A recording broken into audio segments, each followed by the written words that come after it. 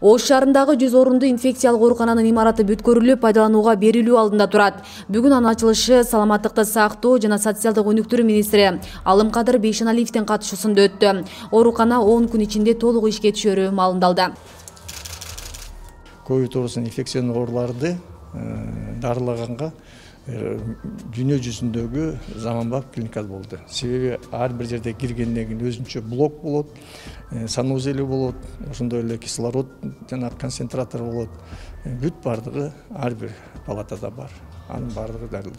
Реанимацияны болсо көрдүңүздөр, ал жерде жеткиликтүү кислород бериле турган ВЛ аппараттар, ошонун жанында концентраторлор турат, ар бир койканын жанында.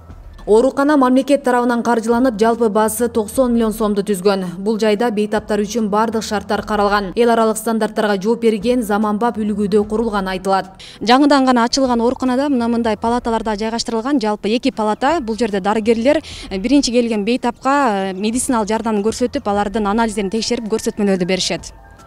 Мындай кылбасак, бул ачык немеде палаткада баягы контакт, тесный контакт болбойт бардыгы. Анан жата турган болсо бүт эмеси менен келсе, бир жерден көрүп туруп, кайсыл бөлүмгө жатыш керек, кайсыл палатага жатыш керек. Анан кийин сразу бир жерден рация менен ичкеридеги врачтарга передавать этебиз. Мындай врач неме оору келди, муну мынау жерге, мындай деп туруп бүт данныйын беребиз да, сразу жаткырып жардам бере баштайбыз да. Бүгүнкү күнү ачылышы болуп, буйруса анча-мынча ушул оорукананын кемчиликтери боюнча ачылуу каралды да.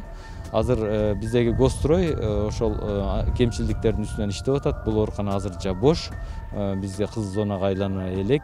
Ошон үчүн ичиндеги жетишпеген нерселерин оңдоп түздөп, андан сырткы дагы оңдоп түзөй турган жактарын карап оңдоп жашайт. Ооруканага келген министр Алымкадыр Бейшеналиев өлкөдө коронавирус күчөп жатканын эске салып, жарандарды санитардык талаптарды так сактоого чакырды. Ошол эле учурда илдеттин алдын алууда калктын эмдөөдөн өтүшү маанилүү экенин белгиледи.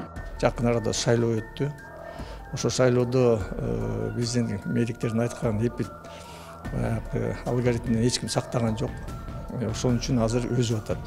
Дагы өзөт, себеби инкубационный период 14 күн болот. Ошон 14 күндөн кийин биз ошону токтотуп калсак, бизге эл жардам берсе, депутаттар жардам берсе, чиновниктер жардам берип, элдерге түшүндүрүп берсе, биз ошону токтотуп калабыз. Мынакей биз президентибиз дагы айтып кетти, премьерибиз айтып кетти, биз азыркы кезде карантин киргизе албайбыз. Себеби былтыркыда болуп 2 ай, 3 ай, 4 айга чейин тойканаларды, базарларды, таксисттердин бүт баарын жаап койсок, биздин экономика көтөрүлө албай калат. Былтыртан кийинки эле карызыбыз байкадыңыздар канча деген карызга биз көбөйүп кетти. Ош шаарында жалпы тааж вирусуна чалдыккан 35 бейтап ооруканада дарыланууда. Учурда инфекциялык ооруканада 245 орун бош.